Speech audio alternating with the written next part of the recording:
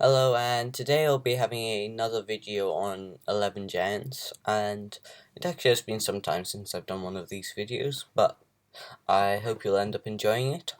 So, today I'll be covering over the shopkeepers during 11.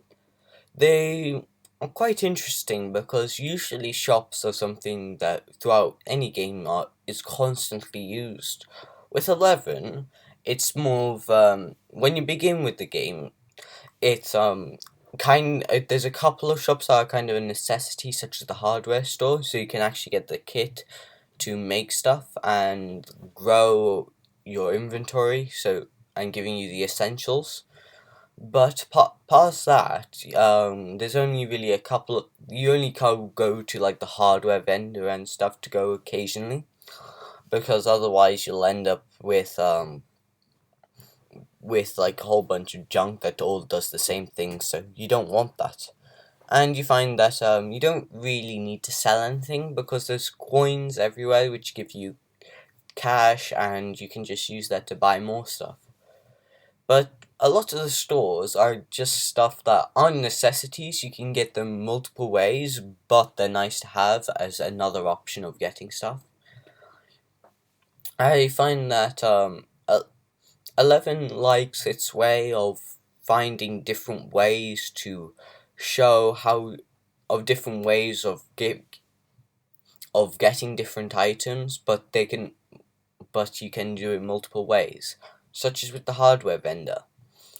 A whole bunch of its stock, such as the pickaxe or shovel or basically any of the basic tools, you can end up buying the tinker tool and building them yourself, or once you buy them you could just repair them continuously, so there's no really need to buy another one. So I find that's nice, but you find that once you begin playing the game they are really useful, but then later on they kind of lose their purpose. The toy vendor is more of just like a whole bunch of little fun things such as parties and stuff, but you don't actually really get to use them in 11.1 because they're not working currently, and 2 because there isn't that many people on the servers currently. But otherwise, a lot of the shops, you can just get items other way. There's the grocery vendor, which is a whole bunch of stuff you can't get. There's some stuff in the hardware vendor, some stuff in the alchemist vendor, some stuff in the animal vendor, but they're all stuff you just need to like buy once or twice, and then you've got the rest of the world to supply you with other stuff that you need. One thing that's quite noticeable about all vendors is, depending on where you are, the vendors have a different look. So in the mining region, I can't remember what it's called, you have all of the vendors that are like in a kind of like mushrooms, and they hide into the ground, but when you walk up to them, they pop out. And you can see where the glitch team ended up having a lot of fun with them and making them unique to each zone. And you find that in more of the later zones, you actually don't find vendors because you're expected to have a lot of the items. It's only in the starting areas where you don't really want to travel outside of to begin with, where you find the vendors. Don't get me wrong, the vendors are useful, but they're not a necessity. So, like, take the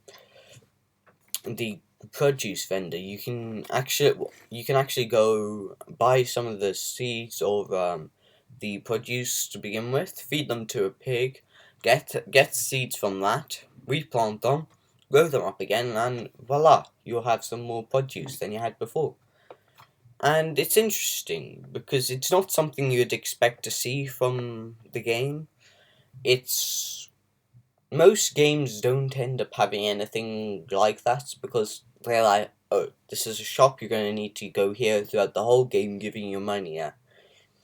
I'd say there isn't really any problem for this except for one slight thing. Like, once you get to a certain point, once you bought all the cubimals from the toy vendor, once you bought all the party packs that you want, and you bought the 1 million cash trophy, there isn't really much else you can do with your money except trade it with other people, because the actual shops themselves don't actually sell that many things compared to the amount of items there are. So it's better to actually get items by trading with people and just going around exploring. But it is a nice thing because it means you just don't spend your entire time just staying in the same area, just popping the same coin all again and again and again, so you can get everything you want. You actually have to go and search for it. So overall, it is an interesting mechanic, and I think it does go quite well with the game. So thank you for watching. I'll try and be more frequent with my uploads and things such as that. Thanks for watching.